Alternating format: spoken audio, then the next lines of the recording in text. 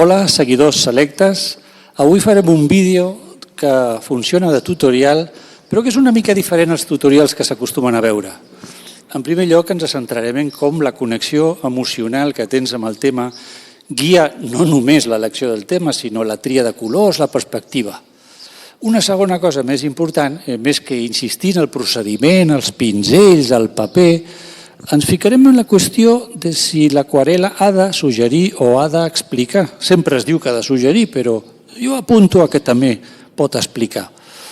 Les dues coses, el tema de la connexió emocional i el tema de si pot explicar, jo crec que tenen que veure les dues coses amb el sentit del pintar. Així que fiquem-nos-hi. L'aquarel·la està feta en taller, filmada amb la càmera, suportada amb aquest invent que veieu, i s'ha gravat només uns quants fragments que seran editats i amb els que ja en tenim prou per mostrar els aspectes que us deia en la introducció. Comencem amb un procediment clàssic, que és mullar la part del cel i aplicar el color al cel. La imatge de base són un seguit de fotos que vaig prendre en una excursió des de la Portella d'Ogassa fins al Pic Taga, en el Ripollès. Aquesta part de l'excursió, per circumstàncies, la vaig fer sol, va ser una cosa una mica improvisada, i això té la seva importància perquè porta a decidir després quina mena d'aquarel·la vols fer, perquè vols reflectir una experiència viscuda. I en el mateix sentit mai és només copiar una foto, sempre fas una col·lecció de fotos que les fas tu mateix, que no et serveixen fotos fetes pels altres, perquè també reflecteix el teu punt de vista, la teva percepció. I l'aquarel·la, per tant, ja comença del moment que fas les fotos. Aquí porta una sèrie de decisions. Per exemple, haveu vist que he començat al cel, però en comptes d'utilitzar el típic cobalt dels cels, he agafat un blau ceruli de la casa Schminke, que és com més apagat. Aquest serà un quadre de pocs colors i lligarà més amb aquests pocs colors aquest cel, no? Pel que fa al dibuix, tampoc és massa complicat sempre i quan resolguis bé la perspectiva. Perspectiva que, d'altra banda, no té cap línia recta. L'important és captar bé les ondulacions del terreny.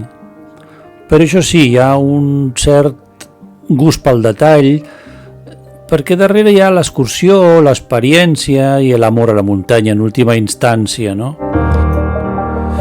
Fixeu-vos que estem posant el color sobre un fons mullat per gaudir de la gràcia de l'aquarel·la, que és aquesta difusió del pigment sobre l'aigua. Aquesta difusió s'adiu molt per la ondulació del terreny. Pel que fa als colors, la cosa és senzilla, hi ha una base de gris peine, el que se li afegirà sèpies o terres o blaus. I un es pot preguntar per què has triat gris peine, no? I en part és pel dia, però també per impressions subjectives. Era un dia amb sol, però amb molts núvols també, típic de primavera, i un volia captar, fixeu-vos com estic esquitxant, aprofitem aquesta expansió de l'aquarel·la, un volia captar no només l'eixamplament de l'esperit, no? Sinó cert esglai que et dona la muntanya, sobretot quan vas sol, caminant sobre neu amb un equip una mica improvisat, no? L'emoció que hi ha darrere és una emoció que va més enllà de l'alegria. No era el tema d'una neu amb un blau ultramarí com aquesta d'Ull de Ter, no? Que és pura alegria. Ni tan sols com aquesta, que és una nevada del mes de febrer en Tarragona, en muntanyes de Vandellós. Veiem aquí treballant les ondulacions, de moment deixant que es vagi fonent tot, fent aquesta primera mà sobre la qual construirem. Però ja en aquesta primera mà intentant que aquesta perspectiva construïda a partir de les ondulacions vagi quedant clara, no? Perquè és que és l'única gràcia d'aquest quadre. Veieu aquí que hi ha unes esquitxades que no estan gravades, però que hi són, fetes amb aigua pura, que van deixant també una mica de textura. I hem passat ja a fer la muntanya. El contrast amb el fosc serà allò que donarà blancor a la neu. Una neu que si te la mires sola, la veritat és que és força grisa, no? I que en algun moment al final haurem de corregir una mica, no? Fixeu-vos també aquí la manera de tocar la muntanya. Estic utilitzant un pinzell de petit gris amb tècnica de pintura seca, de pinzell sec, amb pocs pèls, per dir-ho així, són els que estan treballant, i en alguns casos, com veureu, molt inclinat, és a dir, pintant amb el canto del pinzell, no?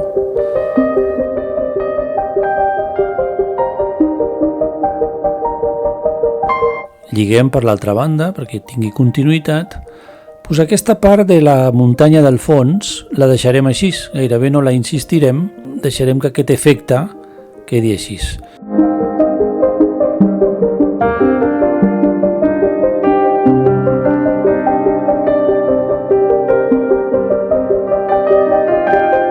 I ara ve la part laboriosa, que és pintar la neu amb les roques, les clapes que fa la neu on creix la herba, on arrelen algunes herbes, no? Pedres, tots aquests forats, no? Que són pròpiament el que donarà possibilitat de dibuixar perspectiva i donarà profunditat al quadre. Com es podrà veure, tota l'estona combinem la tècnica del pinzell sec amb el pinzell treballant més de punta, més carregat d'aigua. En principi la idea és que quan més a prop estiguin les coses, més contrast tingui i quan més lluny, menys. Però tot això es va combinant i es va fent a poc a poc.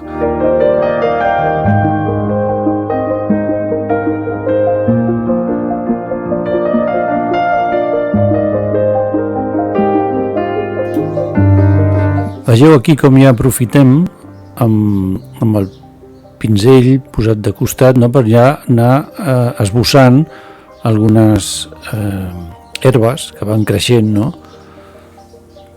Aprofitem ja també per fer alguns contrastos que s'aniran d'anar corregint a poc.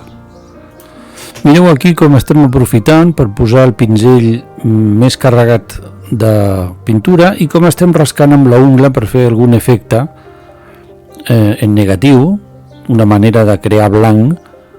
Hi ha qui utilitza algun tipus d'instrument, algun pal, alguna cosa, i també amb el pinzell fi crear alguns brins d'herba que s'aixequen, no? Combinant les tres coses, no? El pinzell sec, lateral, la ungla que va traient pintura, diguem semiseca, i el pinzell petit que va creant línies de bri d'herba que s'aixequen, no?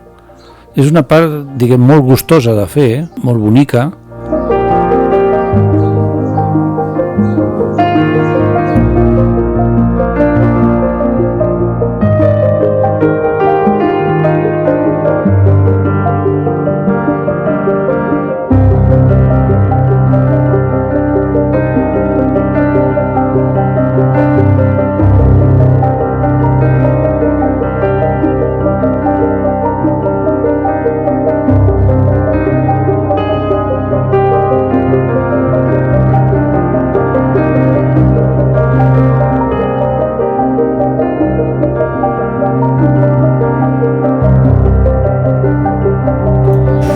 El fet d'anar d'una part a l'altra té la seva lògica i és que es tracta d'anar equilibrant tot el quadre.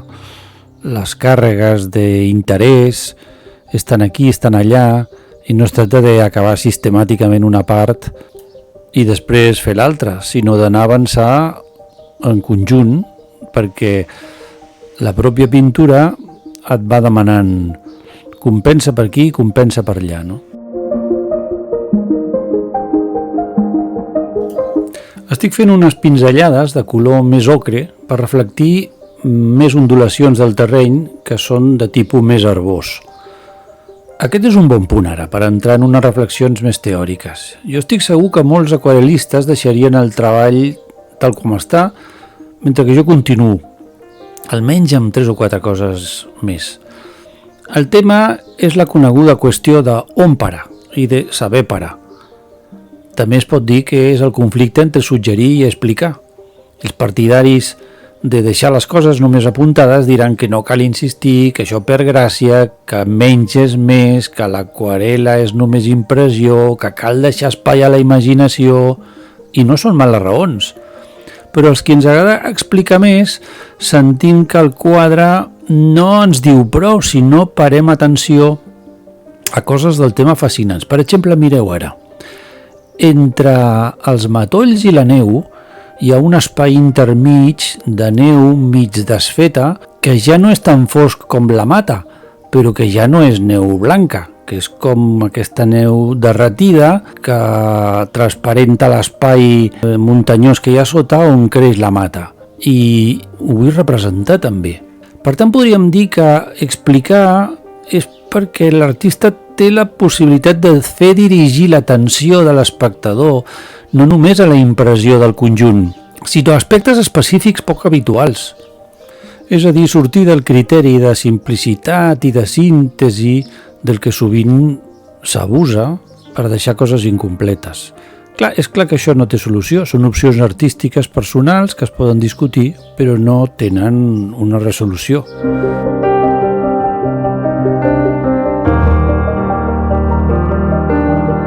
Què carai vull fer aquí, amb la tèmpera blanca? La tèmpera o el blanc de Xina sempre embruten l'aquarela, però jo aquí vull representar una cosa que m'ha semblat fascinant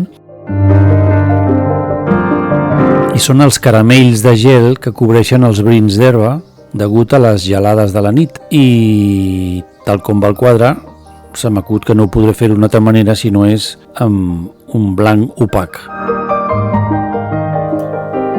Bueno, però a veure, algú em dirà, anem al resultat. Això que estàs fent ha quedat bé?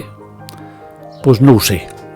Però, sens dubte, és un repte per seguir investigant i no limitar-se a pintar coses que ja saps pintar, que saps què s'ha de fer perquè quedin bé, com els núvols o els carrers amb reflexos o el que sigui. Si em traieu la diversió d'investigar, em traieu la gràcia de pintar. Un altre tema seria haver de vendre per viure, però ja vaig dir en un altre vídeo que no és el meu cas.